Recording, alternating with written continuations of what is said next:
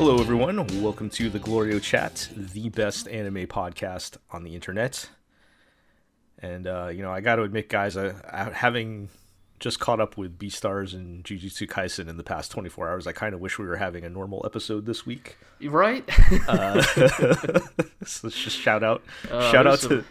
I'm one episode back on Beastars, but if it continues on current form, then probably the entire Earth has been destroyed by this point. I wish so badly this was a podcast. Questing for the Dragon Balls. We could talk about, Beastars plot stuff, and it is sad we're gonna have to wait till our season wrap up. But, yes, I also enjoyed the Jujutsu Kaisen baseball episode. Had some decent. It was moments. good. It was good. We can could probably save this for the other podcast, but yes. But that aside, we are not doing our usual recapping. No. We're already looking to the future. Yes, it is time for our season preview for the spring 2021 season. So, God, wow. The future of 2 weeks from now. Yes. Don't say that. So, I mean, that might as well be 1 million years.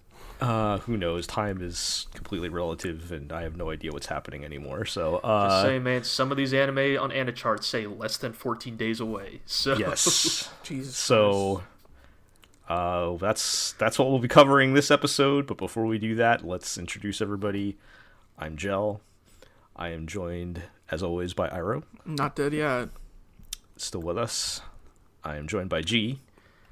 I gotta say, when I was a kid, losing that hour to daylight savings time, basically didn't mean anything to me. It was just whatever. It's just the thing you do twice a year for no reason. And it's only now in my advanced age where I can, truly, feel in my gut that time, slipping through my fingers like sand. Uh-huh. We should probably clarify that your advanced age is, 29, 28? Yes. Yes. I can confirm in my even more advanced age that I don't know what it is. Yeah, we're recording on Sunday, so here in the States we just had our wonderful time change where we lost an hour of our day.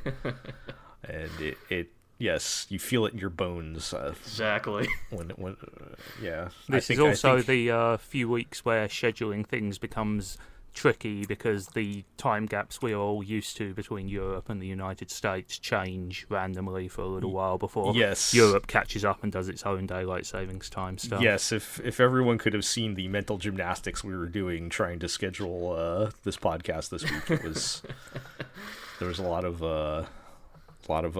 math flying around in my head, but we're here, and we are joined by Zig, who is unaffected by the time change, but he's here with us. Yep, all the way from rainy Misery Island, it's me. Yes. Anyway, How do you respond to that? Yeah, no, I know. What else can we respond other than polite agreement? Yeah, no no, further comment on that. But we got a lot of anime to talk about. Like I said, we're going to be doing the spring 2021 preview, our usual rundown. Obviously, we do not have time to talk about every single show because there are a lot of shows, especially this season. But we have picked some notable, for better or worse, shows to discuss as we usually do. So let's dive into it. I've head first into the garbage. Yes, we'll start with shows that are returning. And, just as sure as the sun rises every day, we're getting another season of My Hero Academia. Do you guys even care at this point? Nominally. I fell behind a while ago. Is that show still good? It is. Okay, here's the thing. In the grand scheme of, what shonen anime is, yes, My Hero Academia is still a competent, well-made adaptation of the hit Weekly Shonen Jump manga. Does the problem come in when it's an adaptation of a Weekly Shonen Jump manga, then? Yes and no.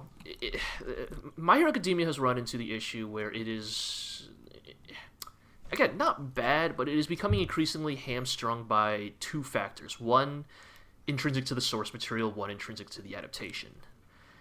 quite frankly, just, the story is not as good as it used to be. Like, for better or worse, My Hero Academia was handed on a silver platter multiple thematically appropriate moments to end the story. And as many Shonen Jump manga are wont to do, it has kept going. And for better or worse, the content this upcoming season is covering is... Some fans actually really like this segment. I'm not super hot on it. I liked it until I really didn't like it. Okay, let's be real. We liked it until Bakugo became the focus of it, right? Yeah. Let's just be real. This is a very Bakugo heavy season. There's nothing you could have said that would make me less I interested. know. I'm sorry, but that's right? it's just the truth of it. It's just the truth of it. And again, that's why I said some fans love this stuff. And it's not helped because then the second half is also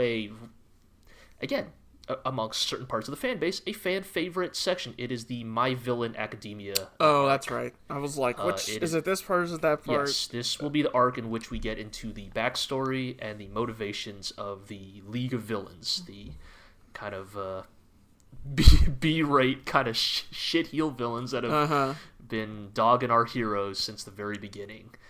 And again, it's interesting, and there's some interesting parts. Like there's a bit villain who's a member of the League who gets a legitimately really cool couple of chapters to himself. Mm-hmm. I'm talking about Twice, Iro. I got multi-man guy. He's a really fantastic villain. And his episode, his one episode in this season will be really fun. And right, but that's the thing, right? It's definitely kind of not running out of steam, but it's definitely running out of big high mark moments to look forward to. And this is combined with the other part I was alluding to, which is Bones' handling of the adaptation, which has gotten increasingly, I don't want to say lazier, but it's definitely not the priority that it was back in seasons 1 and 2. I mean, it makes sense. They have other less established shows to put their A team on. They also have those right? semi-annual movies right. to put the juice behind. And for better or worse, look, I love the set pieces in the My Hero Academia movies. It's because they are usually just 10 minutes of just Yutapon animation. Right. They're glorious. They're amazing to look at. But ever since they have started also working on the movies in concurrently with the TV series, the drop in quality in the TV series has become very apparent. I mean, I remember back when the first season started airing, I certainly and a lot of people were quite pleased that they had decided to go at it in seasons rather than do the endless adaptation, like One Piece or Black Clover. And it sounds like even despite that, perhaps the cracks are showing a little. I think so. I think yes. I think that is a good way to put it, Zig. It's yes, the season format is far more sustainable, but because they are also working on the movies at the same time, it's a tough situation. Just out of interest, how close are they to catching up with the manga at this point? They're a year behind? About. I would say, depending on how quickly season 6 comes out, right? I could see them catching up, fairly soon. But considering they take breaks between seasons, I don't think there's any real danger of... Right, yeah. I mean, it's just a Dragon Ball situation. Yeah, with any long-running shonen adaptation, that's always sort of the spectre lurking in the background. Yes, because of the breaks they take, I think they'll be fine. But they have definitely been keeping in pace for a while now. From what I've been checking, it's been actually the whole year since the TV anime has been on. I believe it. No, it's actually been quite a while. Yeah. I mean, I know they've had at least one movie in between there, right? So I mean, also part of it is just that at this point that thing has reached total saturation level among Western fans. You're not. I don't say that in a bad way, but it has become ubiquitous in the same way that One Piece is. Right, for better or worse, right? When everybody was talking about the huge bump that Demon Slayer was getting, it's it got a huge bump because it was kind of a non-entity before the anime. And it's like when people are like, well, how come My Hero Academia didn't get that bump? It's like, well, it was already hugely popular even before the anime. It got more popular after the anime. It's the saturation point. That's a good phrase. Like right. it just there's nowhere else for it to go. Like you're not gonna get into that anime now. Like you. Yeah, most of the people that were going to be interested in this have already. I mean, found it. I very much enjoyed seasons 1 and 2, but keeping up with a show like that is quite a commitment, and yeah, for sure. Yeah, it can be difficult. Yeah, but I don't think we really need to spend much more time on this anime. Like it's season 5. Like look, you know what you're getting. yeah. Nothing sneaking up on you at this point. Like all Joran I could really say is like, well, I guess I'm curious how the couple of kind of cool moments in this part of the story will be adapted. But, yeah. It has been interesting to see, because I do feel like we've seen the popularity shift from that being the hottest thing to Demon Slayer and even Jujutsu Kaisen to a certain amount. Yeah, I would say My Hero Academia has settled into a comfortable top 5 sort of positioning. Yeah. Right, but that's where the big bucks are, right? You don't necessarily have to be the flavor of the minute, but if you're they were on top consistently for a there, while, at least for the.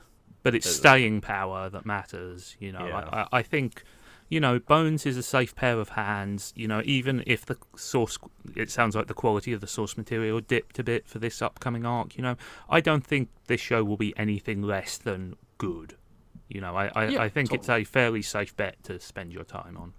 Yeah, if you've already committed to the first 4 seasons. Yeah, exactly. Right, yeah. You know what you're in for. You're committed now. Exactly. Well, speaking of another shonen that maybe... Yeah, here's a maybe sentence... an unproven quality, who can say? But, who knows? Here's a sentence I was not expecting to say in 2021, but we're getting Shaman King back. Who's watching Shaman King next season? I guess this is a... I mean, I'm fine with this if it's a stepping stone to a new Monster Rancher anime. I'm fine with this if they record a new a new version of the dub OP. Supposedly the reason this took so long is because the mangaka wanted to be able to reuse the music and voice actors from the old Shaman King anime.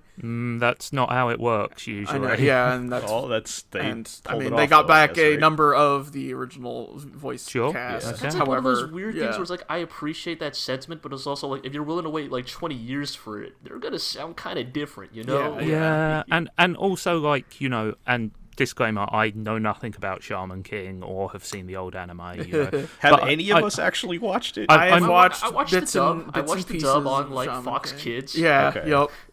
I'm not sure that it is, at the iconic level. Evangelion, okay, I get it. That's the kind of level of thing where you want to get the entire original cast back. Shaman King? Yeah, because this is definitely somebody's B up or for C it, for tier. Sure. I feel like this is I not. Will say, I mean, that's maybe a little unfair. All right, I mean, I think C tier is maybe a bit much. I think Gel means I would say B tier at least though. I mean, I think Gel means more in terms of name recognition than actual quality, right? Well, it did get brought over. It did get brought over, and late my 90s, understanding is the only reason Shaman King is seen as a B tier shonen is because it had the misfortune of basically coming out around the same time as One Piece, and anything compared to One Piece is gonna look B tier. It's true. Yeah. But my understanding is it has its fans, and that it was other than it's unfortunately cut ending, the weird editorial shenanigans that Weekly Shonen Jump really loved to do back in the day. So this is basically a Shaman King Brotherhood situation. Yes, they're starting from the beginning with the intent of going through to the end. Right. Because not just the original manga end, but the actual new ending that he wrote years later. Right. So I mean, do we know how long it's been commissioned for? Because I'd have to check, but that it to me would probably sounds... take a while. Yeah, I was going to say we don't see many commissions for 50 episode plus shows all in one go these days. No, but I mean the thing with if you're doing Shaman King in 2021, to me that seems like you're not doing that unless you're committed to finishing it, right? Because otherwise, why bother at all? Yeah, I mean, if the idea is they're going to work in the new ending or the real ending or whatever, then and they have to do the whole thing, then it is probably going to be a pretty big pretty I'm big not commitment. Seeing any like Official any episode figures counts or for anything. episode counts. However, this is confirmed for Netflix, and they have the cash to pay for that. So. Sure. I mean, that seems like a smart pickup for them as well, because this thing clearly has some nostalgia value in the West, because it was one of those, late 90s, early 2000s wave of dubbed anime that was... It would on probably TV. play well to the Netflix crowd. Exactly. Yeah. I could see that, yeah. Who often don't realize anime was made after 2000. But or 2001, right? But this came out a little bit later than some of the other shows, and starting to get into my period of where I quit anime for several years. So I never actually watched any of it. Also, it just looked like a kids show to me more than a than your. It is a kids show. I don't know what to tell you. I mean, most anime is a kids show, but not the you know what I mean. I think in like the hell nightmare like demon pit that is 2021 anime, there's a certain appeal to something a bit more basic and a bit more kiddie, quite frankly. Yeah. I am curious how I don't have my ear to the ground on this one specifically, but I'm definitely curious how fans are gonna feel about the art style. For those who aren't familiar, Shaman King kind of went through an almost Iraqi-esque shift in its art style over the course of its run, and the anime was intentionally based off of the early art style. So everybody became really gay, but in an entirely different way to the way they were originally really gay. But to kind of get more to it, it's kind of it's just the early Shaman King very much had that 90s era shonen look, very blocky, angled features on everybody, right? And they kind of got think of Bleach, think of Bleach Volume 1 versus the end of Bleach, right? Right. And the characters' features got softer and softer and more a little more elegant, a little bit more refined over time, but kind of lost that kind of rough handmade edge. And it seems like the anime is intentionally going with the newer art style, which I think is interesting because hell, to bring up JoJo, we have a great example of an anime adaptation that explicitly bases its art direction off of the current was Araki's art style at the time. Could you imagine the version of JoJo where they just adapted part 1 through 4 in Araki's modern style? I do think JoJo can do that because it is a little more regimented. Right. JoJo has the advantage of being divided into distinct chapters, each of which normally has a timeline jump as well. But I just wanted to bring that up as an interesting example. So I think it is. Again, I don't know how the fans are feeling on this one, but I would definitely be curious to hear from people how they feel about the more modern, cleaned up look of the new Shaman King. Right. Yeah. I who knows? Probably give us a few episodes. But I don't intend to watch the whole thing because I don't know if I have a full 35 volume shonen. You guys have watched worse. 2 long-running shonens in our guts. I don't think so. You guys have watched worse. Fair enough. Look, I'm not going to disagree, but yes, that's a fact. But yeah, all right. Let's move along. Moriarty the Patriot is coming back after a season off for part 2. That's a show which really sort of dipped at the end, and once they introduced Holmes, which is weird because you'd think that weird hot boy anime Holmes versus Moriarty would be at least crazy enough to be kind of fun, but it just sort of became a show about Sherlock Holmes and Dr. Watson, which not really what we signed up for, and it wasn't a great version of that either. There was the insanely goofy segment where Holmes is talking to Moriarty, and he's like, I'm pretty sure you did this, but I have no proof. And they're speaking Japanese because this is an anime, but Moriarty looks directly at the camera and says, "Catch me if you can, Mr. Holmes," in English. Oh, God. It kind of needs more of that kind of goofiness, to be honest. You're right. It needs to be something. Because the thing is, it started off pretty well with lots of gonzo blood and crazy, right. like crazy executions and stuff like that, but it sort of just petered out into being like a generic hot boy drama. And baby's first Ikemen class war. Yeah, is it still the Moriarty siblings? I remember you guys talking about that. Yeah. Yeah. Okay, so because you guys keep talking about Moriarty versus Holmes, but Moriarty is like they build him as the reason he was able to do all this stuff is because there's still three of them. Yes, but there's still the Moriarty who's the main one. You know, got it. The one who is obviously the leading man. Yes. yes, Yeah. Sure. So Moriarty Prime. So are you guys actually gonna watch part 2? I'm gonna give it an episode or two and see where they decide to go with it. I think it definitely didn't get so bad that it was like rancid and beyond saving, but I think like the break was good because it needs to have a shot in the arm, and if they can do that, perhaps it will be interesting again. But we'll have to wait and see if it depending on how many other shows we keep watching, what ends up on the higher on the priority list. Yeah, but it definitely needs kind of like a bit of a spark to kick it back up the list. All right, I got an idea for a spark. Oh dear! At the end of part 2. No giant robots. No, don't worry, no giant robots. Holmes and Moriarty are fighting, blah blah blah, on top of the tower or whatever. All that dumb bullshit. The Reichenbach Falls, you mean? Yeah, whatever. I don't fucking know Sherlock Holmes. But what I do know is, what if they careen off the side and they're never seen again, and that's because they were frozen in the river, and they were to emerge again in the 22nd century. In the 22nd century. Yeah, you're on my wavelength. Should have seen that one coming. And they emerge, and it's Moriarty the Patriot in the 22nd century. Shit, yeah, let's go. Fucking Cyborg Watson is there. Hot boy Cyborg Watson. There's one problem with that, which is the Reichenbach Falls are in Switzerland, not exactly known for their sub-zero temperatures. Really? I thought Switzerland was cold. I mean, it can be in the mountains, but aren't falls usually near mountains? Yeah, I'm sure we can find. Well, I'm sure we can find some kind of cold river. For okay, them to fine, then whatever. The Speedwagon Foundation recovered their bodies and put them in cryogenic preserve. It's fine. Yeah. All right. Let's could go either way. Put it that way. Yeah.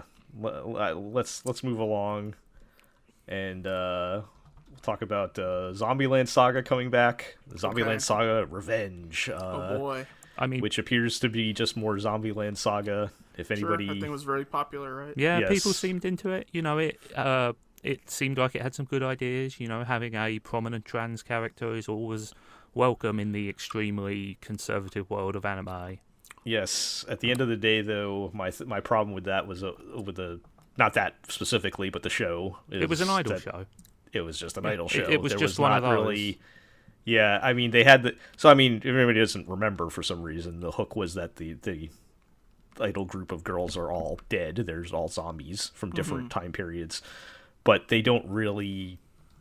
That has very little impact on what the actual show is. It kind of just is an idol show. They're not like publicly zombies. They wear makeup to look like normal girls, and I remember being disappointed specifically by how the first couple of episodes. First 3 episodes are good. They're fantastic. Implied that each episode was going to be like a takeoff on a genre of music, and then they immediately dropped that plot line for our normal idol stuff. That weird rap in the second episode was extremely good. Yeah, it was fun. Look, we're talking about this because it's a popular show, but in our heart of hearts, nobody here is actually going to keep up with this one. So all we can really talk about is we really like those first few episodes. I think I did watch the whole first one. You did? Wow. Okay. I watched at least 5 or 6 episodes. The fact that I can't remember is probably telling. I did watch a lot of it though. I meant more that I don't think any of us is going to really keep up with this in the new season, unless I'm not. Yes, I'm not necessarily intending on watching the second season because it looks like it's going to be pretty much more. They're not it's not like a new group or something. They're just gonna ganbare their way to higher up, the top of the zombie chain, on the top of the idol world. But But yeah, I feel will like... point out that that the first season of Zombieland Saga did lead to a picture of the character Lily holding a gun being held up in the British Parliament, which was pretty good. Yes, but that had that nothing to happen. do with the show itself. Unfortunately not, no. But yes, that was pretty great that, yes, there were elected officials and the highest elected officials in your country were holding up a picture of Anime,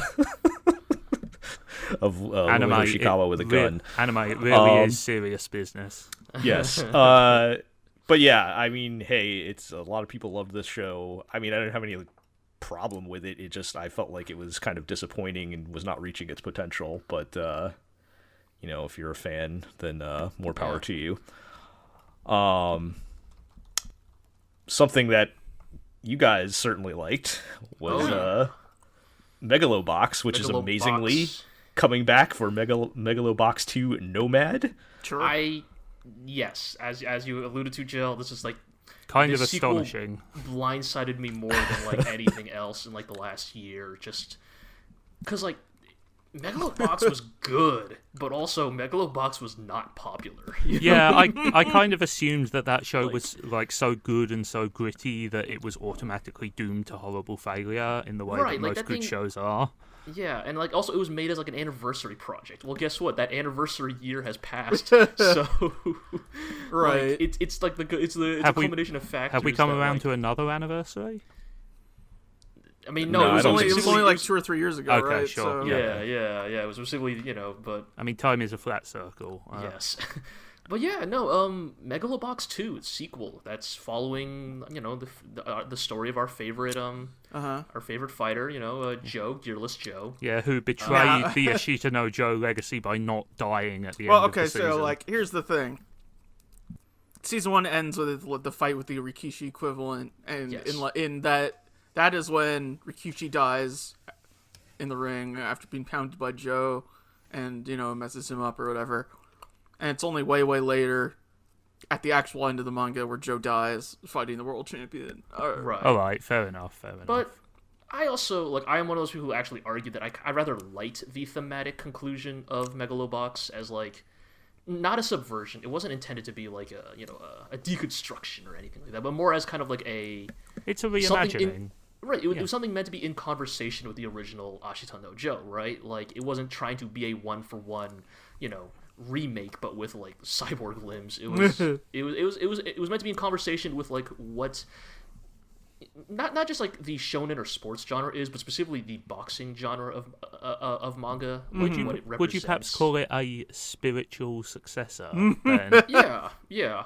And as a result, I enjoyed that it was doing some things slightly differently, right? No, absolutely, I do agree. Because because Gearless Joe is so he trips so many death flags in the original Megalobox, and I think they do that intentionally, right? Absolutely, we talked about it at the time.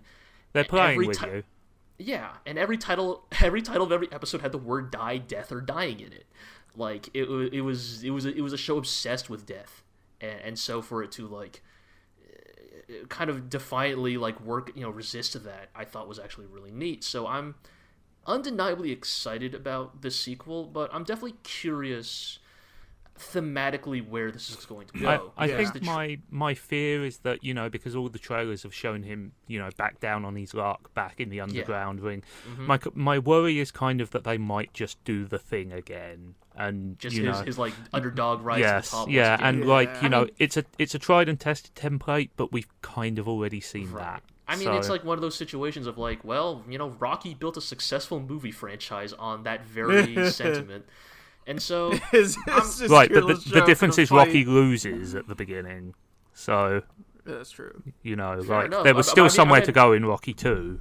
Yeah, well, my point is more that the same idea of how's Rocky gonna get knocked down in the first 30 minutes of this movie before he montages his way back to the top, but as you were alluding to, Zig, the trailer is very much showing it's a Joe that's 7 years later.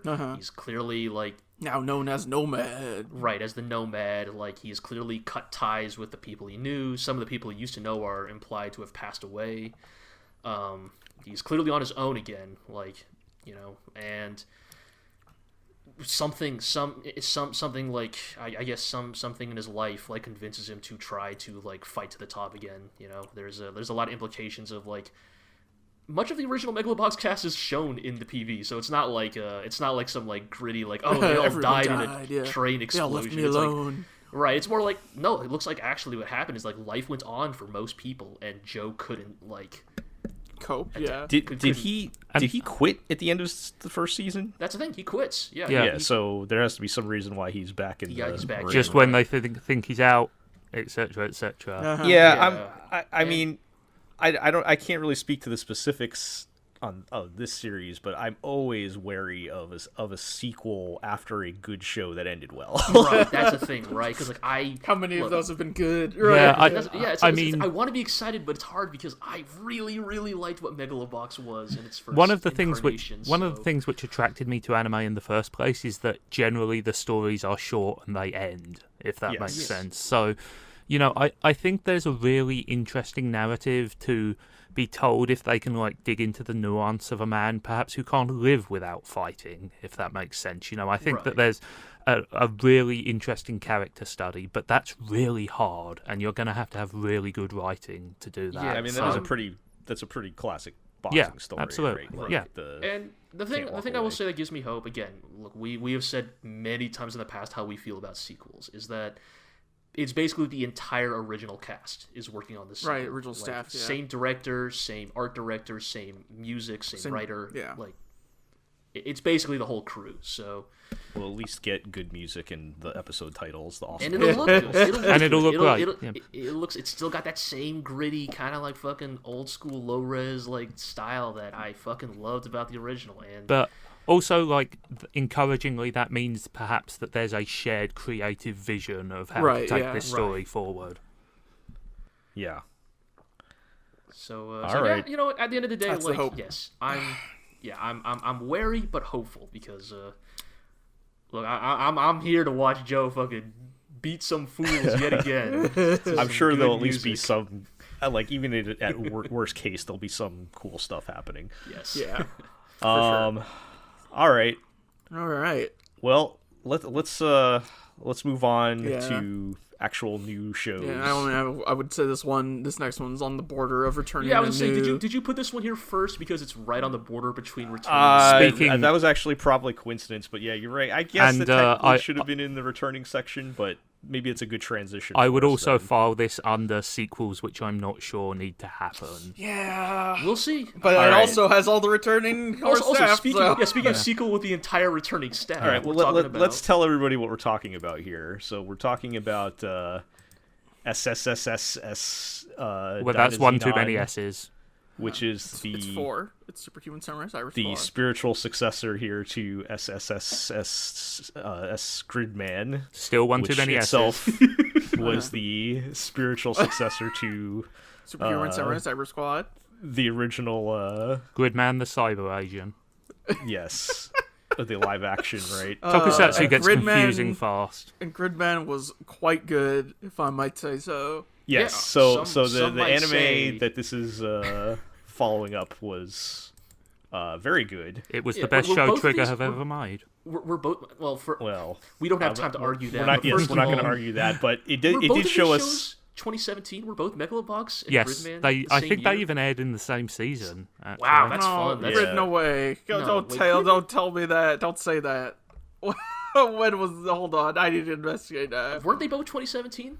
Oh my god! All right, well, you guys are looking into that. I feel like they're quite strongly linked in my head, at least. Yeah, like I feel like that year was the year of. No, wait. Gridman was 2018. Gridman was 2018. Okay, fine. Oh, oof. Well, still, some might say wiping the sweat off for that one. Yes, the Gridman anime, perhaps one of the best anime of that year. Yes, I appreciated it kind of giving us showing us a different side of Trigger, a different way that they can be good. In a way that is still very surprisingly actually very Trigger in some very. I described it at the time. It almost felt like more like old Gynax. Yeah, very much so. It was them channeling their old Gynax stuff. That mood that they used to Yeah, have. I mean, again, Right. I'm telling you, right? Like Akira Amamiya directed Gridman and Inferno Cop. He's 2 for 2. Dude has range, clearly. Well, that's what I mean when I say. That's why I always say, like, as much as like I love Gridman, like I think that in many ways it is still very much a trigger work. Just that many of the trigger sensibilities are a little more subtle. Also, Yes, there's more subtlety to it. I wish to retract and my especially I wish to retract in my contrast previous to Inferno statement. Cop. Yes. I wish to retract my previous statement. Inferno Cop is actually the best show trigger. Yes, there you go. I was gonna push back. I was like, excuse me, you forgot about our Lord and Savior. Rest in peace. Rest in power. Inferno Cop. Whatever. We saw him in Space Patrol, Luco. He's doing fine in hell. Yeah. Yes. So what do we actually? I really Right. don't know Here's much my- more about this. What do we actually know about? Not I mean, like, just this is most of the much. returning staff, and like they're probably going to include some of the power-ups from original Gridman, Tokusatsu that were skipped in SSSS Gridman. Yes. My worry here is that like as it's basically a like sequel / successor to Gridman, except I felt as though SSSS Gridman did a lot of tricks that you can only do once. Yes. Right. And Yeah. they were really good tricks, but They like were magnificent just- tricks. don't know how you follow up on that. I think But this is like a new cat. Like it's the same staff, Entirely but it's new new cast. cast. Entirely right, new cast. but still, like I Right. don't know, man. I'm willing to give it the benefit of the Oh, doubt. yeah, of course, because but- I think that looking at what Amamiya did with Gridman and like the kind of story they told, it's clear they really had a very specific type of story they wanted to share, and I'd like to believe that because of the entire new cast, that Dynazenon might be that specific crew being like, we have a different story we want to tell, and if we can do so using the framework and presentation of Right. what we did with Gridman, then I'm here for it. I want to see what that is like, because we're looking at that new cast, right? And it's like they're a little a little stranger than the Yes, first it's Gridman true. cast, you right? can get a Like, little yeah, weirder this time. Definitely. they're a little weirder looking, they're a little odder, and it's I'm curious how that's going to play into the type of, because despite that though, like all the PVs we've seen, which again, and I'm glad for, they're clearly keeping things very close to their chest with Dynazenon. Like we know very little about this sequel, and I my hope is that there will still be some, even though now we know what to expect to a certain extent, my hope is that Dynazenon will still have mysteries, and they will be different mysteries. Right. Yeah.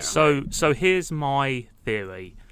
I think that this is secretly a direct sequel, if that makes sense. I could believe it. Yeah, I believe think it. I think because that would be a very Trigger and by extension Gynax thing to do, right? Is we have this entirely new cast and theoretically an entirely new setting, but to drip feed in some of the continuity from the original until you build it up into basically a continuation of that story. That is what SSSS Gridman was to the Well, original Gridman. yes, but Right, I and think that's- I'm talking about a much more explicit link there, because Sure. like SSSS Gridman was a sequel to Gridman in the general sense that hey, here is Alexis Kerib and Gridman is kicking about, but like you did not need to know the ins and outs of Gridman to appreciate that show, and Yeah. this is just a theory. I have nothing to base it on, but I think it would be odd for them to make a sequel which was entirely disconnected from the original, except for like the trappings. I think Right, because why not just make a new show? Then, Yeah. right. and I have enough faith in that staff that I think they would try something narratively ambitious like that, in the same way that they framed the original Gridman as all like a dream, but in like a really satisfying way. Yeah, my hope is that like the ideal best case scenario with Dynazenon is that some of the mystery will intentionally play on our expectations of SSSS Gridman, right? Like, and I'm not saying going for like cheap swerves or subversions, but more like, oh, because you watched that anime and because that anime gave you certain expectations, maybe the fun of the mystery of Dynazenon will be purposely playing on those expectations, right? leading us to think they're doing the same thing and then pulling right. the rug Like out I from mean, under like us. hell, the immediate question we got to ask is, does this also take place in the computer world? Like, Right. I am almost convinced that this show will probably dangle that carrot for quite a while. I mean, also there is the question of, he's not in the title anymore. Will Gridman show up in this show? Considering that some of the later plot developments in SSSS Gridman that told us some things about his identity, Right. there are questions there that could still be answered. Yeah, and I'm definitely curious because yes, obviously, Amamiya was basically writing this grand fiction about a Toku series, but it's clear that it's something that's very near and dear to his heart, and I mean this in the best way possible. What kind of Toku fan fiction does he want to tell this time around, right? What does he feel like? What is the untold story Amamiya adamantly believes was always meant to be told about Dynazenon, the transforming about toy Dyna accessory? Dragon, yeah. Right. What is the thing that what is the thing that Amamiya in his heart of hearts is no, I can't use him in the first Gridman anime because I have this grand vision for what Dyna Dragon narratively represents to me, and it's I want to see that. It's like writing an entire TV show about Titanus from Mighty Morphin Power Rangers. But that's the thing, right? Amamiya is in that position where because he grew up with this stuff, because this stuff clearly means a lot to him. I will say that the animation touches and references to classic Toku shots and technique in the original SSSS Gridman were exemplary. There were beautiful echoes of live action styles. It's the thing I always said in our recaps.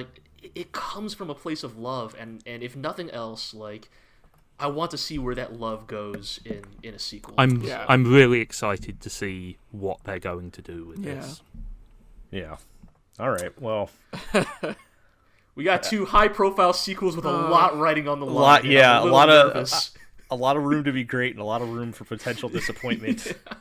And I should also mention we'll have to see what kind of obscure Transformers references. Fans have had puzzled that out yet. Has that all been sorted yet with the new characters? The primary theory is that they're based off of a very specific line of what are they called again? Beast Former? No. Beast Wars.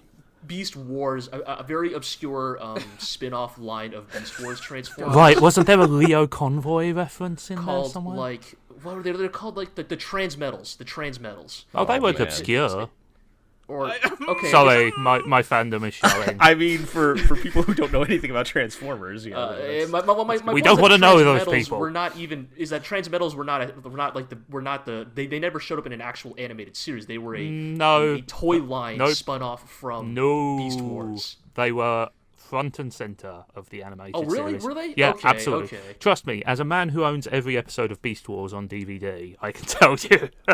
All right. I'll take your word for it. I only watched. Wait, which one came first? Beast Wars or Beast? Machines is the sequel to Wars. Okay, so I only watched Beast Wars, so I'm not familiar with the whole. I mean, to Beast continuity. To dial it back to technically the Beast Wars are part of Generation 1 continuity. Yes, we know. But to return to the point, I think that just little things like that, those enduring references, those things that are woven in just as little in-jokes are one of the reasons why, we are so excited about seeing this team work, because they put themselves into the work that. And the thing is, what was the first one called? It was Shattered Glass. That was the thing. Yeah, which is an obscure comics-only continuity where the Decepticons are good. And wasn't the whole thing about SSSS Gridman was you could almost see certain parallels between its plot and Shattered Glass. And so I mean, that might be a stretch, but the idea of everything being topsy-turvy and back to front is definitely right there. And so people are already trying to trudge through Transmetal's lore to try to figure out what that implies. That's going to tell us the plot. The only thing I will say is that the Beast Wars story involves an awful lot of time travel and attempting to change the future. So we'll see. SSS.Dynazenon, Aegis Rim. Yeah, we'll see. We'll see where we go with that. All right, let's let's move on to I guess we gotta actual new keep going. shows. Yeah. Yeah. Oh boy. Let's talk about Vivy Fluorite Eyes song. Good old-fashioned word salad title. This is a original. There's a couple of original series that may or may not end up being good. This one is Studio, right? Yeah, this one is about Hatsune Miku running a theme park and stopping a future robot versus humans war. Oh, Okay. Kamen Rider Sure. 01. 01. Fucking. Yeah. How much better would Terminator have gone if Miku had gone back instead of John Connor? You know. Or not Well, I think Connor, she's Carl currently Reese. existing in the past. The like red flag on this for me is that they are heavily advertising that the story is by the original creator of ReZero. Oh no. And like, so I'm like torn between that sucks and like I am obligated to watch at least a couple episodes of any anime original at this stage. Yeah, I mean, like, the It's trailer looks okay. having like, it's originals actually- is important. Yeah, I mean, the trailer looks okay. It's actually I mean, it's wit, so it's gonna like look good at least for a more while. serious than I was expecting, I guess. Like, when if you tell me there's an anime about some, AI anime girl running a theme park, I'm thinking it's going to be a fun show or something, and it does not appear to be the case here. I mean, this could But- be the Grimgar thing where they had to partner with a music company to get that sweet, sweet money and then proceed to tell a story that's basically completely unconnected. Yeah, and I mean, I do wonder if we applied the ReZero guy to a show that's not isekai, if he might be able to pull off something better. But Yeah, I mean, you know what? Ever since It's also a lot of the bunch of the staff at WIT doing this are a lot of the staff who worked on the Pokemon movie that was collab with WIT. So is that good or bad? was that? It was pretty what does good. that mean? It was okay. Okay. That was the Power of Us, yeah. right? Yeah. That movie was all right. Like it was a. I mean, Pokemon from movie, a technical point of view, the trailer looks good. I mean, it is wit, so maybe they'll fall apart after 3 episodes. But I feel like Wit's gotten better at that lately. Like I they've feel been like more even consistent lately. Yeah. I feel like even they know that that's starting to become a thing for them. Right, so but- Did they trying do to- Did they do Great Pretender? yes. Yes. Yes, And Great maybe- Pretender was solid all the way through. So Maybe that Visually. Netflix, visually solid all the But way also, through. that was a so- show that was completed and then handed over, right? It was not in week to Sure. week One production. assumes. maybe that Netflix money they're cashing in. I don't know. Yeah, but, fucking Netflix money's good for something. I Well, guess, but also remember, there's the current pandemic situation. Like even Bones, who are normally rock solid, are like kind of falling to pieces on Skype. So you know, Yeah. well, I I can't tell you if this show's gonna be good or not, but it at least it has piqued my interest enough to check it out. sure. I'd suggest checking out the trailer for yourself, but we'll see on that one. Yeah, you know what? Like, time travel as a plot point is back in my good graces recently. Can't say why, but just, I used to really, like, there's a lot of bad stories about time travel put me off of it, but lately I'm willing to give it a chance again. So who knows? Yeah, I would agree with that. All right, let's move along to Dragon Goes House Hunting. Oh, So okay. it's like the gel show. Of This the is my season, or selfish what? pick Like, yeah. to stick on here because it looks like my kind of show. I assume it is what it sounds like.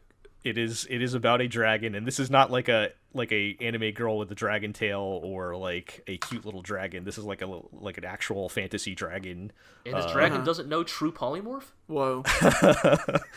Yeah, yes, apparently this dragon does not have a human form or chooses not to use it. Wow, but, I'm actually a little surprised by that. So- I'm legitimately actually surprised. so bear with me here. What if we had the dragon move in with a gal, and then, Oh. and also, what if the dragon could control time and space? Oh, a dragon is not a dino.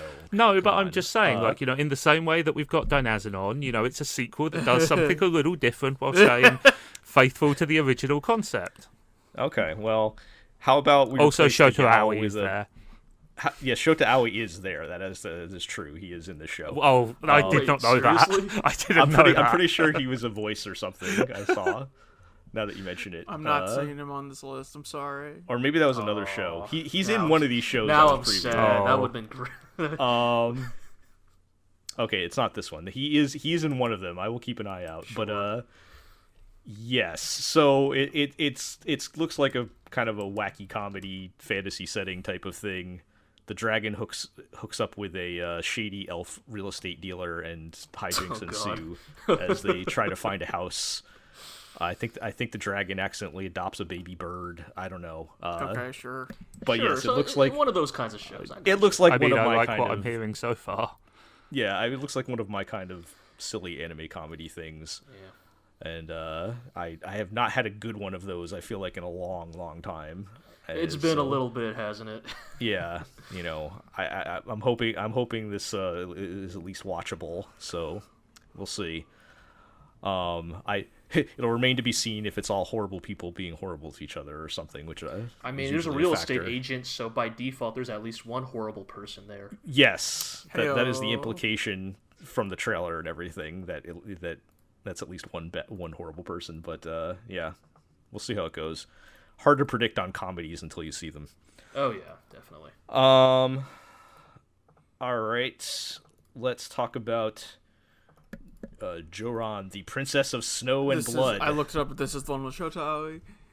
Okay, this has Shota Aoi. See, this is I knew not- there was a show on here somewhere. That This has is Shota not the Aoi. show I would expect Shota Aoi to be in. I mean, Yes. isn't this a Hot Boy Bushi Road? Well, yeah, thing, but or like, no? if you could travel through time, why would you come to this period? No, I don't think. I think don't it is actually know anything about this. No, I'm looking at the PV for this right now. This is more like No, this looks like serious historical drama for the yeah, most this is part. like historical like blood and honor samurai okay. drama. It's set in like- 1931. Apparently, so, it is Bushi Road though.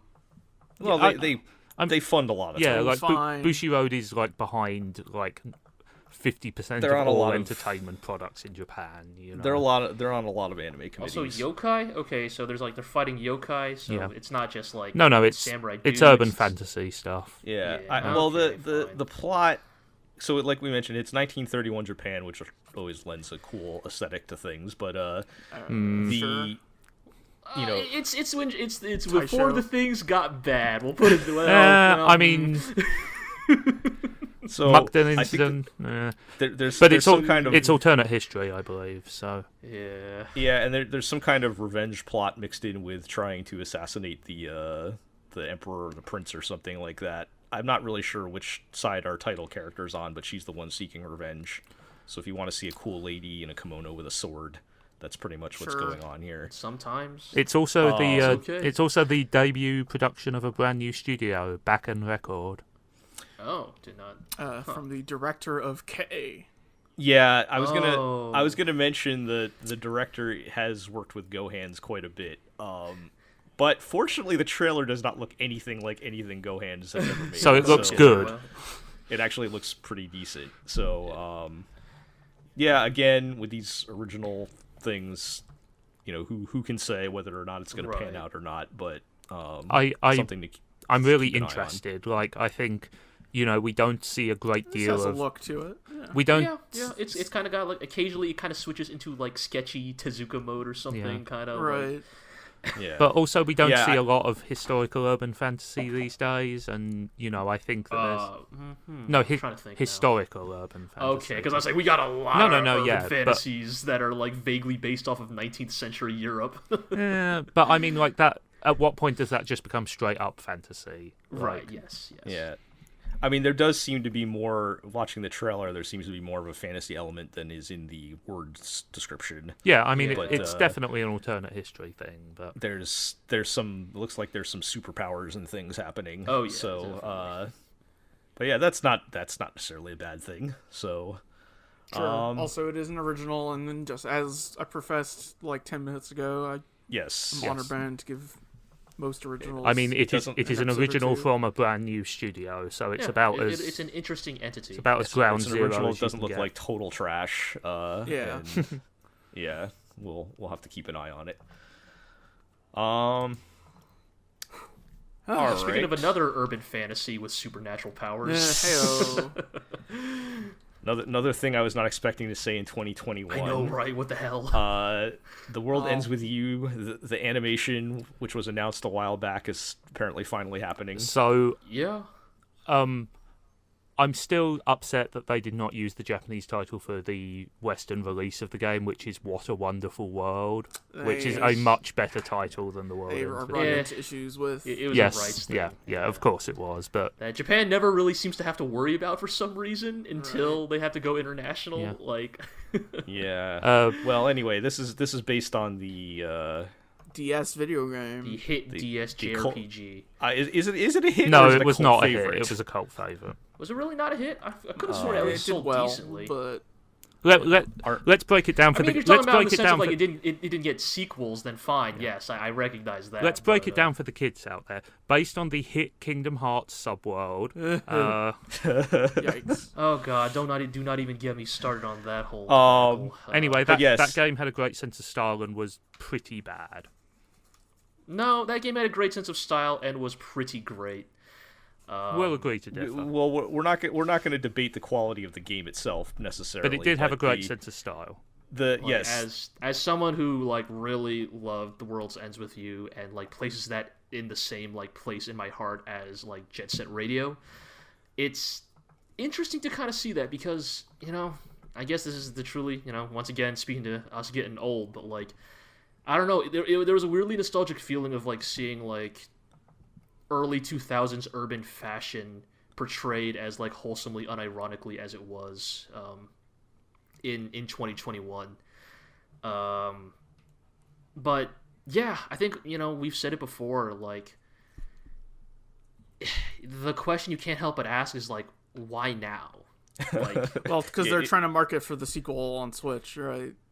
Right. So like, I guess so. Yeah. But I guess we barely even know anything about the sequel, so it's kind of like, well, I forgot that there was a sequel happening. Right. So like the timing of it now is still in and of itself a little odd because it's like, well, we don't even know when the sequel's coming out. This like, kind of feels like the kind of thing that was like proposed, got stuck in development hell for a decade, and then it's just going through sheer force of inertia almost. Right. I could see that, but Right. I will say I believe they've said that like they intend to add / change things in the anime to further lead into the sequel. Sure. The PV has already shown a couple of like key story moments, and fans have already noticed that some things have been changed already. But yeah, it's interesting, and like I will say it looks good. Like they actually like totally nailed the look of the games, which is like I'm pretty impressed by it. Honestly, it's.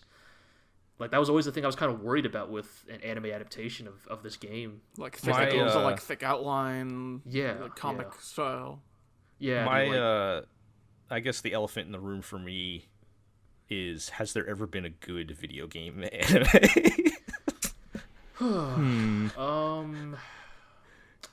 Does Golgo 13 count? I guess, on the spot, I'm struggling to really think of anything off the top of my head.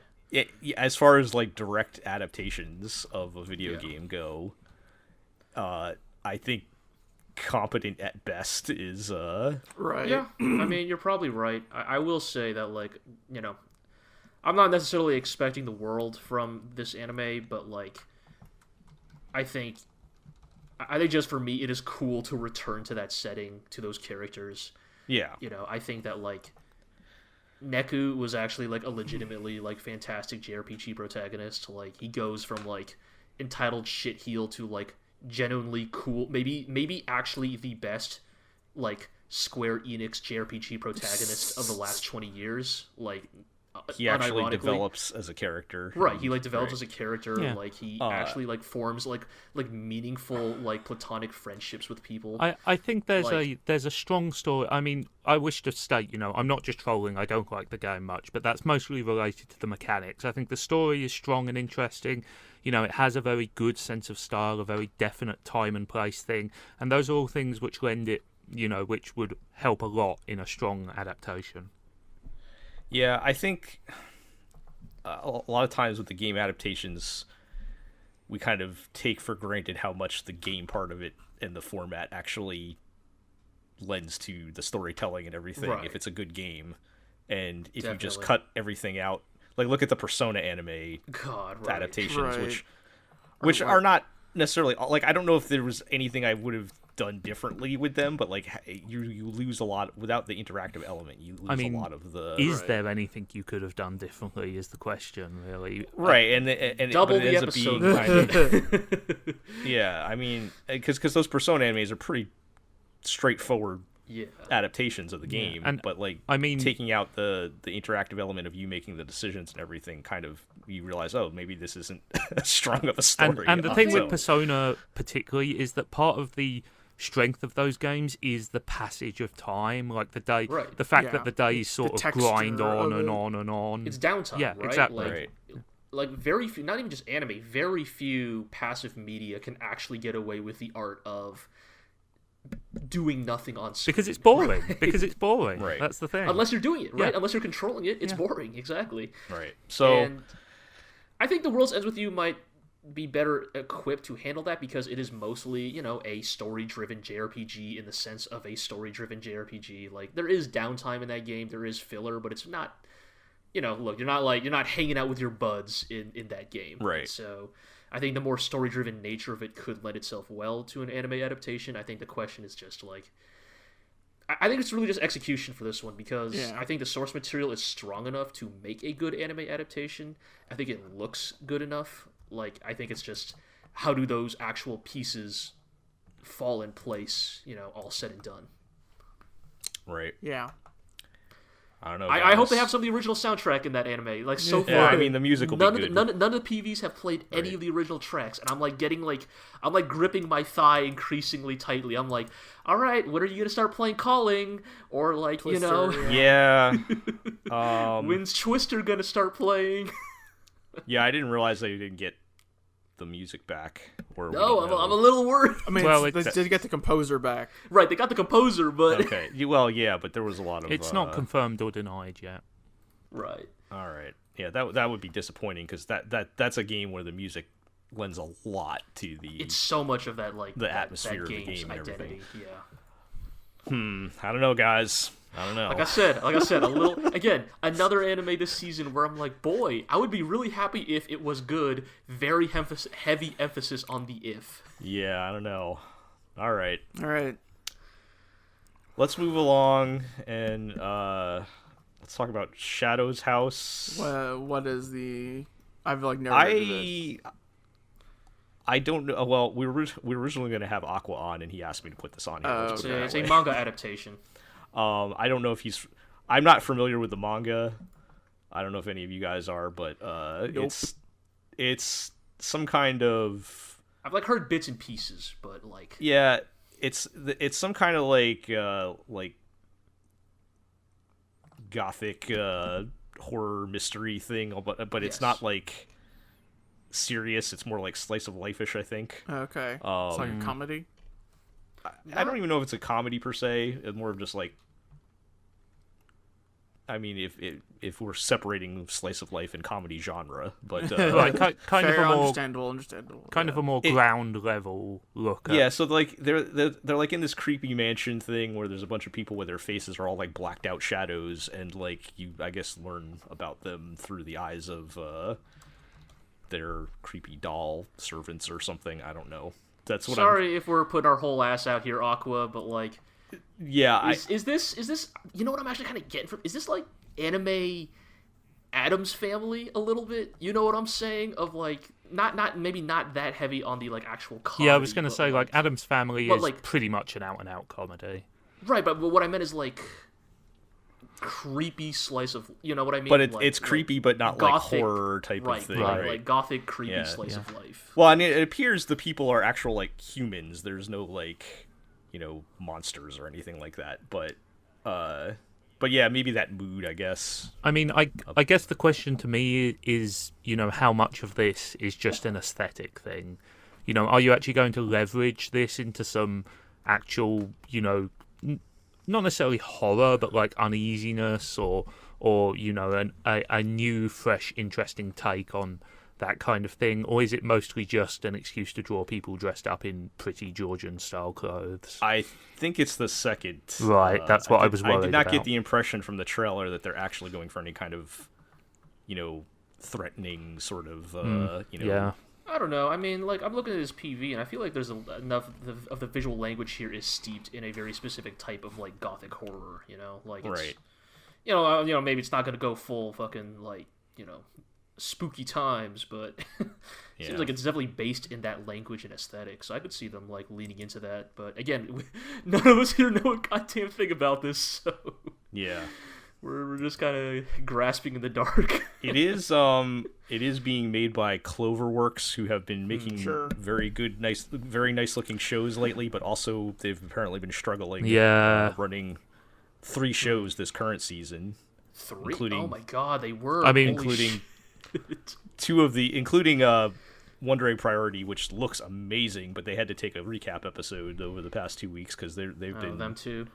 Struggling with that. And I would say the latest episode certainly is the ropiest it's looked yet. Yeah. So they're capable of doing really nice stuff, but I don't know if they seem spread thin. Spread a little thin right now because they're doing Wonder Egg Priority, Horimiya, and Promised Neverland Season 2, which I heard that's falling apart. What is it? That's not related to the animation, though. We'll save that for the wrap-up podcast. Yeah, but yeah, I don't know. We'll keep an eye on it on this one, I guess. All right. You guys made me add this last minute here, so I don't actually have any. I don't know anything about this. I don't really actually have anything to say about this. We're talking about 86:86. Maybe maybe might be the winner of this season's most anime title. I feel like that might. Regards. I feel like that might just be the classic convention where you have a big bold superscript title and then just you write it out phonetically underneath. I feel like it might just be called 86. I think it's just the way it is formatted is extremely funny to me. That feels anime as hell of 86 the numbers : 86 written out as the word. It's So this is be honest with me. Are you interested in this because the characters are just wearing brown clothes? Yeah, kind of. And we really want to get into it. I saw the PV for this and I was like, oh, this is sort of, kind of Valkyria Chronicles adjacent. And anybody who knows me at this point knows that, I'm a fucking slave for my anime military fiction, so you throw a bunch of anime teens in front of me wearing olive drab, and I'll go, oh, yeah, okay, I'll watch an episode of that. I mean, this definitely looks like it's leaning more towards kind of the, excusing the fantasy trappings, there's definitely some echoes of, some of the more grounded Gundams here as well. Maybe, yeah. I mean, it does have it's about piloting big robots, you know. Right. They are piloting spider tanks or whatever in this anime. And but again, I don't know the first goddamn thing about it. I don't even know who's making it or who's directing it. I just see it's an A1. It's an A1. It looks like it's a main director debut. Huh, interesting. I mean, we've had a pretty good record with those so far this year. But yeah, so again, it's just I don't know, anime military fiction. I'll watch a couple episodes of that, I guess. It is a light novel series for what that's right. worth. So it's I mean, so is everything these days, though. Yeah, and I guess they're fighting with spider drone things or something. I just think my worry is that it's so hard to do realistic grounded military fiction in anime. Your Fallout is 90%. I'm pretty sure this is just gonna be anime trash. My understanding is this was one of those contest entries that won the contest to get published. Yeah. Huh, I mean, sure, I don't feel that is a particularly damning indictment of its quality, but I don't know. I feel like I should almost just read the first sentence of the description here, but to give you an idea here. As soon as it starts with the Republic of San Magnolia, I'm like, oh god, here we go. Yeah, you say that, but I'm over here tell me more. There's gonna be some. You see, I'm getting weird Magatsu Warhate vibes. Oh, so tell me more. It will probably be better. How'd that work out? How did that one work out? I wanted to Magatsu Warhite. Magatsu Warhite was an interesting 3-episode experiment. Yeah. Yes. I think that I'm never ruling anything out. This could be great. I think it all depends, on the source material and the team. But I do think it's an uphill struggle, and this premise doesn't immediately grip me. I'm not rallying behind this anime. Let me be clear. It's just that it hits enough of like my checklists that I'm like, okay, fine, all right, I'm obligated to at least give this a look. Yeah. Maybe that'll surprise us. Well, we always find something, right? What about this next one? Well, this one boy, I can't. Us. You guys are gonna love this one. Oh yeah. Okay. This is Pretty Boy Detective Club. Oh wow. I have a certain respect for just coming out and calling your show. show. Oh, now I see. Bishono Tantei. Now I'm looking at staff I'm going, oh, okay, I don't give a shit about this. So this is the rare Shaft TV anime. Huh. The rare Shaft anything, really, right? Like, it is a. Oh they yeah. had a couple. Yep. Seen this, watching the preview as we speak, and I'm turning my brain off. This is a reunion of since it's Shaft, it is the notorious Shimbo directing, and a reunion with him and author Nisio Eisen. Really? Oh. Wow. They're just Monogatari fame. Oh. Okay, you see, I was broadly like, okay, but then you mentioned Nisio Eisen, and I'm like... I mean, I guess this is one of those things of like, you had a format that, worked in scare quotes once upon a time, and you figured, if we just do it again. I mean, it worked again for that fucking bunny girl thing.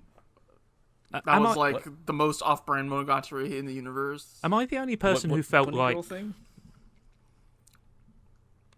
I don't remember what Ira was talking about, but that's fine. I was just going to say, does anybody else feel like one day Monogatari was the biggest thing in the world, and then it just sort of fell off the face of the earth? Yeah. They kept making them when they should have stopped. Yeah, and also they switched entirely to movies with esoteric release schedules and all that stuff, and it just sort of died. Oh no, they're still doing they put out the TV length ones in blocks of OVAs still. Yeah, I don't know. They just did one last year or something. Yeah, my understanding is that franchise just keeps trucking along, and they still sell pretty well, I think. I'm sure, but that aside, there's no faster way to turn me off a show than to say, "Oh, it's written by the Monogatari guy." Yes, I'm expecting absolutely insufferable dialogue and fourth wall breaking on all the tropes of the. I guess Nisio Eisen has moved on to the old male focused harem animes to the now female focused harem animes, but I don't know. I have seen a headline here from December. It says latest Nisio Eisen novels, a battle royale between pregnant women. Well, that's not this one. No, we talked about that.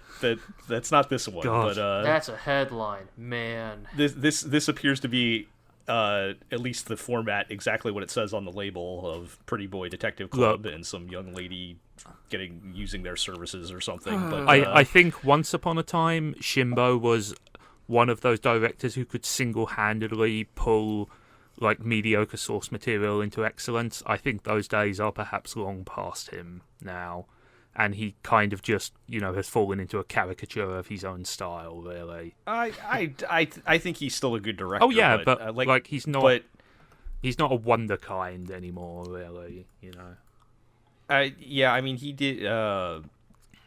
He did. Well, I mean, he's mostly been focused on the movies, but he did March Comes in Like a Lion and whatnot. But so I mean, I'm not. It's the Nisio Eisen part that's going to be the absolutely insufferable. Yeah. I'm sure he's going to be breaking down the genre and all that like he normally does with all kinds of insufferable dialogue. Is it really a deconstruction if you just have people talk about it for ages? That's what people think deconstructions are. Yeah, I'm I'm not going to say I'm looking forward to What's this. the betting that the very first thing this Pretty Boy Detective Club does is do an introduction that says, I'm trope, I'm trope, I'm the hot one, I'm the glasses guy, I'm the smart glasses guy, I'm the Shota hot-headed one, all of that I'm stuff. Right, yeah, that's entirely possible. We need to move on. So, yes. I knew you guys would love that one. I had to include that. Are you gonna actually watch an episode of that? Like, I would definitely watch the first. Yeah, episode. absolutely. I mean, we have to do it for coverage, right? But Yeah, I sure. will definitely watch the first episode and just, I'll soak it all in. But yeah. All right. Let's move along to another old seinen manga getting ruined by an all CG production. by a bad CG adaptation. This is Cestus. G, are you familiar with this one? Yeah. It's the source. I've read a few volumes of the Cestus manga. Stop me if you've heard this before. The long running seinen manga.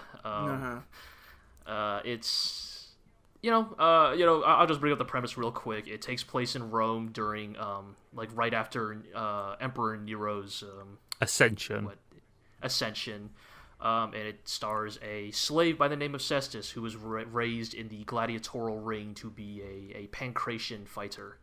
For those who are unfamiliar, pancration is the ancient form of martial arts that was practiced in the Hellenic world, sort of a combination of grappling and striking. Mm-hmm. Kind of mainly taking in, the inspirations from Greco-Roman wrestling and then incorporating boxing-based strikes into Kind of like an early form of MMA, really. Yeah, that's kind of that is often like a good way of like summing it up, and it's kind of about Cestus's rise to, I guess, glory and to his personal goals of attaining freedom through his own two hands, fighting in the ring, and it's solid. Like I wouldn't put it up there with like the real big fish like a Vinland Saga, but it's good. It's fun. It's definitely one of those things of like it's why I appreciate manga as a medium, because there is room to explore settings like this and backgrounds like this that are definitely not super common in anime, right? Yeah, right. But at the end of the day, also it is a seinen manga about ancient Rome, so think about all your classic stereotypes of like brutal, rapey masters and senseless violence, and it is what it is, right? Like, yeah. You go in knowing like it is that kind of seinen work. I mean, I have sort of a weird professional interest in this because I studied the history of Rome quite extensively, so I have not seen many historical anime, so I'm interested to see, where they fall on the realism versus fantasy. I think some of it might be interesting. Like, yeah. It very much, for better or worse, feels like, look, this thing was written like the 80s or 90s, and so it very much feels like this was like the author being like, look, I just bought my encyclopedia on ancient Rome. So it kind of leans a bit into that, and I would definitely say it's like... It's definitely not, don't take it to be like a super realistic. No, I'm not right? expecting like that. It's going to be in that sort of Vinland Saga of like aesthetically, it's maybe close enough, but clearly they're taking some large liberties. Even in extremely pulpy takes on the source material, it's interesting to see what elements they choose to use and discard. The main character literally meets Nero in like the first like of 2 course, volumes. So dude is one of like the most interesting characters in the history of the Roman Empire. Of course, he's going to be kicking around. Yeah, I mean, from a professional interest, you might be interested because like they're going for the angle of like Nero was actually like a soft, sensitive young man, and the burden of leadership is what like twisted him into. There's some historical precedent for that, right? And there is some arguments in ancient history of like, was Nero actually like the awful like caricature he was, or was he being smeared by like the enemies who hated his mother? I mean, what's her name? The consensus historical thing is he almost certainly was being smeared. The question is by how much, but right, because like probably some of that was. We can't get into we can't time get for into the history of Nero. But I have an interest in it from that angle. At least. I will say you might want to read the manga then, because the anime looks I'll put it awful. that way. Oh, does it look bad? Oh dear. So this is my like Kengan Azura and the Berserk animes Netflix of hell previous CG. years. This is my usual seinen fight manga minute to say, hey, if this sounds interesting, read the manga, because the anime is one of those all CG affairs with the low, stiff frame rate. And it's a little unfortunate, and it's like, I get it, right? These kind of seinen manga are so heavy on fights, and they're like very kinetic fights. Yeah. Like CG makes sense, but it's just really unfortunate because it really doesn't capture the kineticism of the fights. I'm in looking manga. at some clips now, and it looks It's rough, and the way those Baki animes look bad and all that stuff. Right. Yeah. Yeah. I mean, It's a shame. we're living in a post Beastars world where CG is not necessarily a bad word, but in this case, It Still takes a lot of Not work. every that CG production can have like Yeah, it the still has a direct, ways like to the go. assistant director of Pocoroso directed it. I don't know. I will say one last thing I'll say, just very funny to me as a fan of the manga, is like the anime trailers are clearly trying to portray Cestus as like hard-edged shonen fight boy, when like his personality for like the first like 6 volumes of that manga is like he is like the softest soft boy imaginable. Like the whole like thing about his growth is like he is like the softest, pastiest like slave boy you might ever see, and like it takes a while of him getting the shit kicked out of him to turn into like hard fighting, punch boy. But it seems like they're leading with that characterization right out the gate in the anime. So well, that's another one where we can say thanks Netflix, I guess, or whoever's to blame for that. But it does not look good in the trailers. Nope. All right. It's not going to get any better. We have to deal with this, though. We have to. This one. One of the notable shows next season. What is this? Is going to be the Don't Toy With Me, Miss Nagatoro. So my understanding is I don't know anything about this. This is basically, teasing Master Takagi-san, but if all the subtext was actually text. Well, no, If not only if all the subtext was text, but also if we went from like, please tease me to please step on me. Yeah, I think we had this discussion when the anime was announced Yes. in our Discord chat about this, where you can kind of draw a line from Takagi-san to Uzaki-chan, and then to Nagatoro as the culmination. Logical endpoint. Right, so I guess it's actually please tease me to please bully me. I've opened this me. preview and she's got some crazy eyes, like she's so, gonna fucking murder somebody. So we're talking about fucking what is the full fucking name again? Don't Toy With Me, Miss Nagatoro. Like it's basically hapless anime man gets teased by cute bully who like for some reason is actually like probably secretly totally into the victim of her victim, and fucking what else is there to say? It escalates like as you get further down that line to like the guy being more passive and the girl being like more, I don't even want to say aggressive, but like we're approaching sadistic, I think, with Nagatoro. Yes. and the really funny thing, and I guess it's time to just finally like fucking reveal this one to the world, is like this is still like softened up compared to its original incarnation. Ugh. So like this manga started out as a series of I see. CBT doujinshi. Don't look up CBT on your work computer, kids. Yeah, don't Google that, kids. I'm assuming that is somewhat adjacent to. Well, no, not. I'm just gonna type trying to think how I can. You say you say CBT, and I think, cognitive behavioral therapy. Yes, that's exactly what he means. Sure, we can go with that. And his point is like this series started off as like pretty hard sadistic pornography. Right, I was gonna say, was it just porn? Yes, and yes, thank you, Eero. And it has transitioned to the sort of like soft, quote unquote, softer physical bullying, but not full on like. I mean, torture, I want to make it clear that I don't like the thing I hold against it is not that it started as porn. An awful lot of famous that's not what I'm... stories. No, but I'm just saying for the benefit of the audience, like there is a long history of famous creators getting their start in doujinshi and porn. That's not what we dislike about it. Just look at Fate. I mean, hell, Cramp got their start doing pornographic JoJo doujins. So, right. Like my point is not that it's bad because it used to be porn. It's more just like, you can see where it's. And again, not even like the type of porn it was, because look, whatever you want, look, as long as you're not hurting anybody, you do you. But it's more like you can see from its origins of what it started as, like. Yeah. It has a very specific type of. Like, it's still trying to appeal to the "please step on me" crowd, right? Like. Yes, and like. While it might not be explicitly showing things on screen, it's still trying to appeal to the same sensibilities. I mean, like, basically, Dojinshi is a very targeted publication for a very targeted audience. But you need to bring something more to a TV anime, right? I and think. like, the thing that like the vibe I kind of get is just like from it's go and clean vanilla manga version, and this anime is just like, okay, so like. The girl bullies the boy, and maybe the girl secretly likes the boy. What else do you have? Like, right.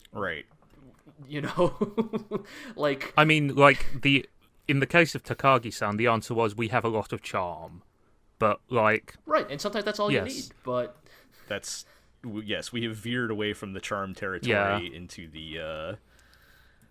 I don't know what you want to call it, but. Yeah. Well, at least she doesn't have the Sugoi Dekai shirt. Yeah. But, oh boy. Take the small wins where you can get them. This is obviously probably going to be very popular. So. Yes, amazing! Oh yeah, I mean already the let's stick to those SJWs. People are coming on full force for this show. So. Yes, before it's even come out. Yeah. No. This anime has a big following, or will have a big following. Like it's. Look, like, it's in the same way that we had to talk about, like, Zombieland in this podcast, even though none of us are going to watch that. It's the same reason we got to talk about this. I mean, it is a notable, for better or worse, notable release coming out. But yes. Well, I have a feeling I'll be taking the bullet on the first looks for that one. So I mean, whatever. Like I like Takagi a lot, so I will also watch this and tear it to pieces. But Zig, did you watch Uzaki-chan, the first episode? No, because I'm not stupid. Yeah, well, this is you guys hold them off. We'll go on ahead. So. Yeah. You guys can stay here with Nagatoro. Iro and I will go on to talk about our next anime. Yes. All right. So, final entry on our list, which was supposed to come out earlier but got delayed, for literally last year, or obvious reasons. But the To Your Eternity, getting the anime adaptation. We talked about it briefly on a previous episode, but I'll let you guys remind everybody what that's about. This is Hiro, you wanna?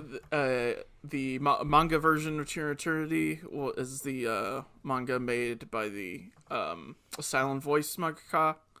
Yes. It's about a shape-shifting immortal, which is about the least interesting way I can phrase. I mean, the way you actually want to, maybe what you actually want to sell this is To Your Eternity is basically.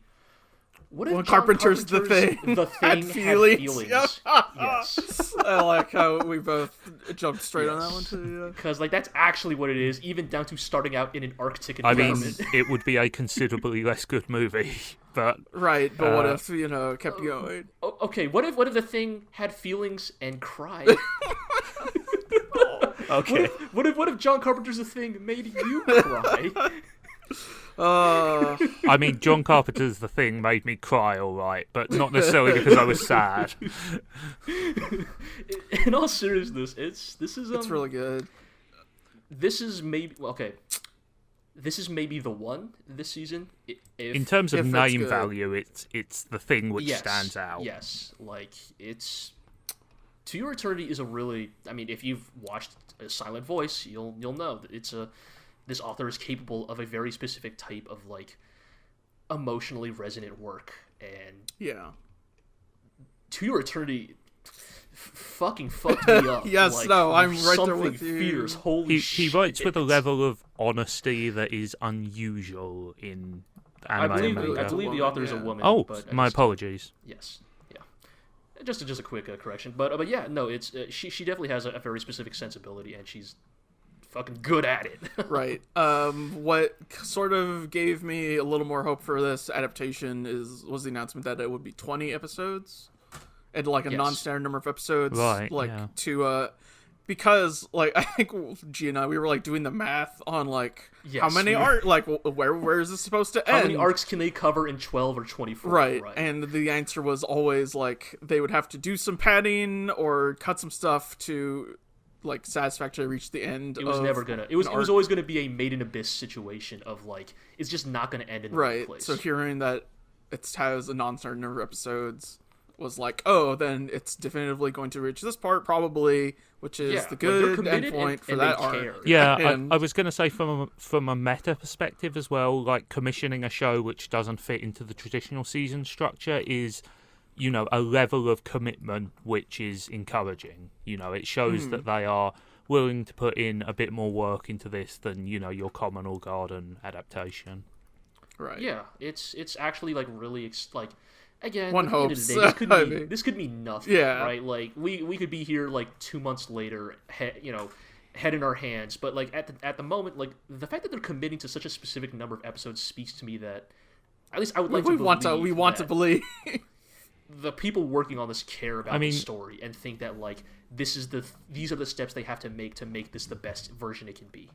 I mean, all we can ever do is read the tea leaves on this stuff. But I mean, like the source material, by all accounts, from what you guys have said, is incredibly strong. You know, it seems like the team are taking the. I mean, who is the animation staff on Brainspace. Okay, I mean, Brainspace have a history of being able to produce extremely high quality work when necessary. You know, I mean, they fluctuate a lot, but yes, yeah, usually not necessarily from a technical perspective, but they have done some of the best shows in the past like 10 years. And even before that, you know, I mean, they're the Penguin Drum Studio, remember? But has it been more than 10 years since Penguin Drum? I think it has been exactly 10 years, actually. Oh, we're about to hit 10 years. I want to say that came out in summer, so okay. But yes, like when they are motivated and, you know, financed, they can bring it. So yeah. So like, is this like a fantasy setting thing or what? Sorta, yeah. Yeah. I would say so. Yes. Yes. It's not like modern times type of thing where you can't say that. I mean, I don't know. Probably best if you don't say anything. There are fantastic elements and like yes. There's not going to be. We say John Carpenter's the thing, but there ain't going to be Keith David like shooting a flamethrower or anything. But what if Keith David was Into Your Eternity? Okay, let's go one further. What if Rowdy Roddy Piper was Into Your Eternity? Okay, now we're talking. God rest his soul. Okay. It is kind of difficult to describe this because I would also argue like it's got a pretty slow start, but like it's all in service to lining you up for that gut punch. Yeah. I mean, here's the thing. Like again, I don't think this will spoil much, but like, you know, I think this will set a certain expectation. Is that this is a story about an immortal being? Yeah. Okay. About a being who lives forever. In a world there's some where tragedy he is the only one of his kind. Right. And there's some built-in tragedy with that. Yes. Yeah, I think that's all I need to say. I think you can one understand more that there will be a certain type of. Yes. Okay. At any point, does somebody try to electrocute somebody and put their arm straight through that dude's chest and then his head falls off? I mean, unfortunately, if only. All right, this metaphor has gone completely off the rails. So, all right. Oh wait, there is a dude with a flamethrower. There is a dude with a flamethrower. Yeah, shit. Now we're talking. Totally now we're talking. It's not Keith David. All right. It's not Keith David, but he has a flamethrower. Sold. Oh boy. All right. Well, hopefully, I mean, it sounds like if they nail the adaptation, then that'll be one of the contenders this season, right? So, yeah. It could be really. It definitely special seems to be the off. prestige show that everybody has their eyes on. Yeah, at least in the GLORIO world here, but the only world which matters. Well, that's gonna do it then. I like I said, there are plenty of other shows out there. Can I get 30 seconds? Oh, that's right. Yeah. We do have a new Super Sentai started. Kikai Sentai Zenkaija. Yes. It is a anniversary season. It's the 45th anniversary. which means it's even more merchandise driven than usual. It has Joji Nakata voicing a big wall as the bad guy. It Hell seems yeah. really wacky, and I'm pretty into it. Give it a go. All right. Are you going to write about it? Seconded. I already there's have. Oh. We did do a first look post, but like It's very Super difficult to Sentai. do ongoing coverage of Super Sentai because it is Right, 'cause so it goes on for formulaic all as well. eternity, Yeah. Right. Okay. Well, check that out. And like I said, if there's a lot of other shows we didn't talk about this season, so if there's anything we missed, please. I guarantee you, one of those shows will be our surprise. hit. There's always a Because that dark happens- horse. God, the Netflix Are we gonna name that Godzilla, the- right? Are we It's going to probably name the that big one. the? Are we going to name that Oh, the the Netflix Akudama Godzilla Drive with Award? Jet Jaguar in it. Yeah. Oh, you guys talking about Godzilla? Yeah. We only cover TV anime here. Okay. That's yeah. Yeah, I we're will- talking about B-stars every fucking week. I will only accept the Jet Jaguar anime if they use the MST3K song as the opening. Other No, than but that, I'm out. isn't that like a? That's not like a 12 episode thing, right? As far as I know, it's a full TV. What is it, actually? Netflix. It's Bones in Studio Orange. Oh, it's 13. Yeah, it is 13. Huh. Okay. Interesting. Might have to take a look. All right. Can't believe we didn't Yeah, have that's a- room for the GLORIO trademark of the show about girls on motorcycles in this preview. Oh yeah, there's a What, show about Bakuman? girls on motorcycles this season. Like whatever. Look. Like maybe it'll be good. We'll... I don't need an excuse to talk about Bakuman. That's fine. That's all Wait, that was. Joe, gonna- did you know there's a fucking Kaguya OVA coming out soon? Apparently, like a Kaguya-sama.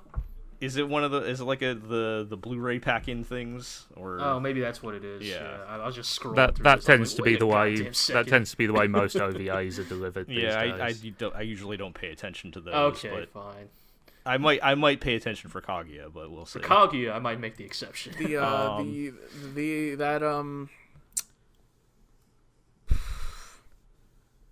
I'm blanking. That Godzilla anime did have the writer for that did write a couple of the weirder Space Dandy episodes. Okay. I liked the weird Space Dandy episodes. Sure, right. yeah. So we'll check out Godzilla. And- Guess. Well, I'm sure you all were gonna do it Yeah. anyway, but As usual, we'll okay. try and get first looks of as much as possible. You know, I mean, things are kind of crazy at the moment, so no promises, but, Yeah. you know. Yeah. All right. Well, that'll do it then. Let's wrap up with our housekeeping. Check us out on theglorioblog.com. Keep an eye out for whenever we get to first looks and whatnot. Got a couple weeks yet, but soon. Indeed. Follow us on Twitter at theglorioblog. You can subscribe to the podcast on iTunes, Google Play, Spotify, Amazon Music, Podbean, Stitcher, and YouTube, including we finally got our URL. You can go to Hooray. Yeah, we did. youtube.com/theglorioblog to get to our channel and subscribe there, ring the bell, all that. And, tell your friends, tell your enemies. And that'll do it. We'll catch you next time.